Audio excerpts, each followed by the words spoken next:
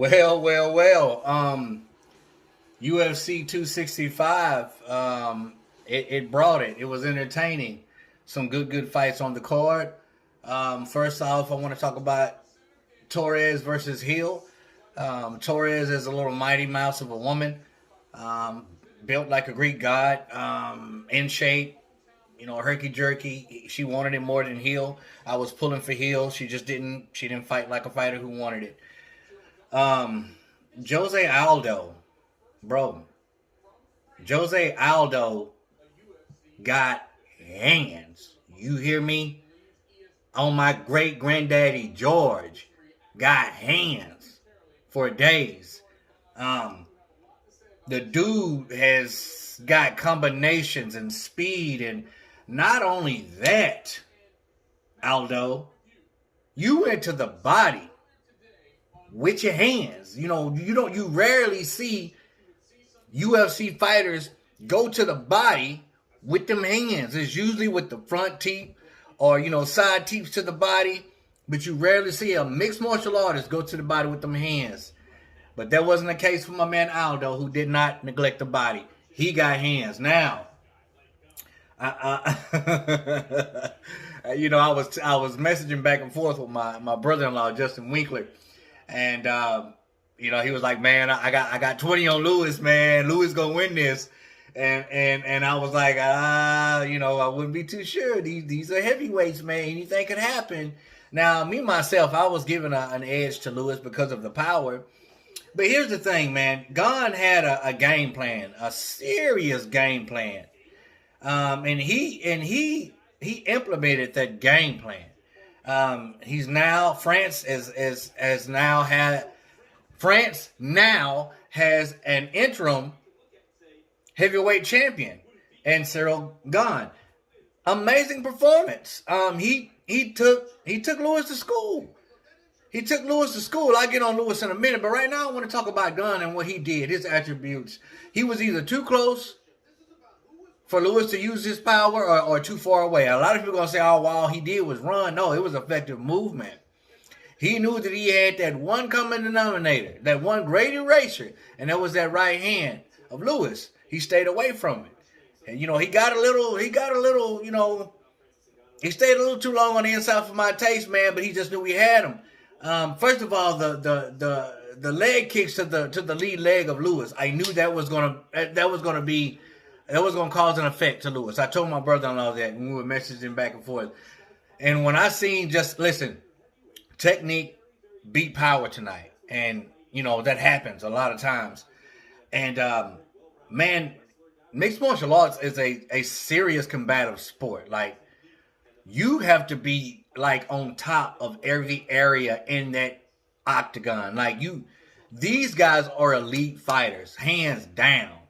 Hands down. And what they do, there's nobody anywhere in any other sport that can come in an octagon and do what they do right off the bat.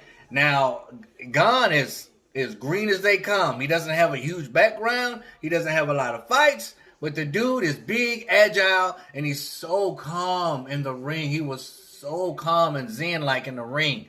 Controlled aggression is what he used.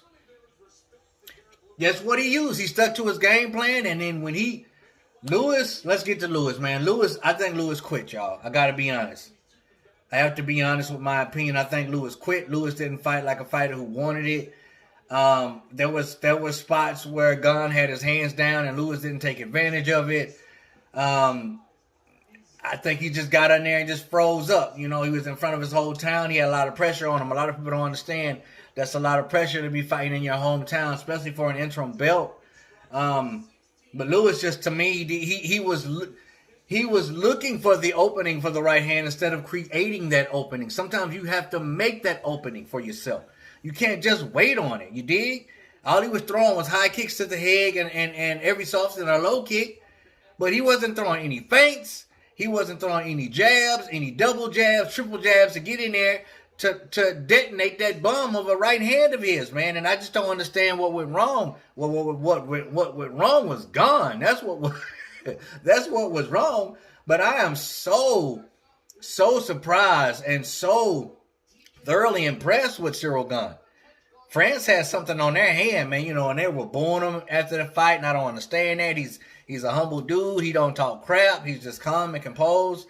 I just, the hometown boy got beat, I understand, but, as fans, you got to give credit when credit's due. And there was spots where Lewis got caught with a jab and he was complaining like it was, an eye gouge. He did that twice in the fight. No, that was a punch, baby. That wasn't no eye gouge, man, but Lewis didn't show up tonight, y'all. He didn't show up, and that was probably because of Gane. Gane was he took him to school, man. It was an easy fight for Gane, like straight up and down, easy, entertaining fight, but easy. Now he's got a new fan.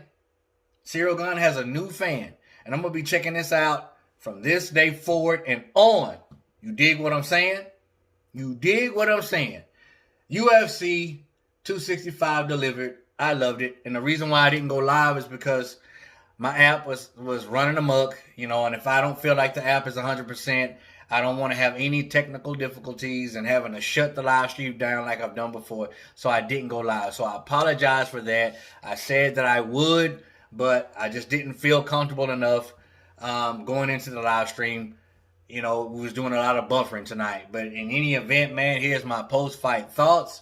Ciryl Gane is a force to be reckoned with. I don't know what's next for Lewis. He just didn't show up, man. And I think he gave up, But that's just my opinion and my assessment of the fight. But I want to know yours. Comment down below. Let your boy Real Talk know. As always, respect all. Fear none. God bless. The next time, Real Talk MMA. We up and we out of here, baby.